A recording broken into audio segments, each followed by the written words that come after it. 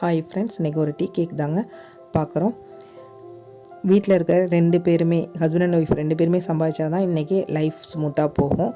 அப்படி இருக்க சூழ்நிலையில் எனக்கு படிக்கவே இல்லை, எனக்கு ஒன்றுமே தெரியாது அப்படிங்கிறவங்களா இருந்தாலும் சரி, இல்லை வேலைக்கு போகிறேன், என்னால் கண்டினியூஸாக அந்த வேலையை பார்க்க முடியல, வீட்டில் இருக்கக்கூடிய சூழ்நிலை இருக்குது அப்படிங்கிறவங்களா இருந்தாலும் சரி, 2 பேருமே வீட்டில் இருந்துக்கிட்டே நல்ல ஒரு லாபம் சம்பாதிக்கலாங்க. நல்லா காசு சம்பாதிக்க முடியும். அதுக்கு ஒரு பெஸ்ட்டு சாய்ஸ்னால் இந்த ஹோம் பேக்கிங் தாங்க.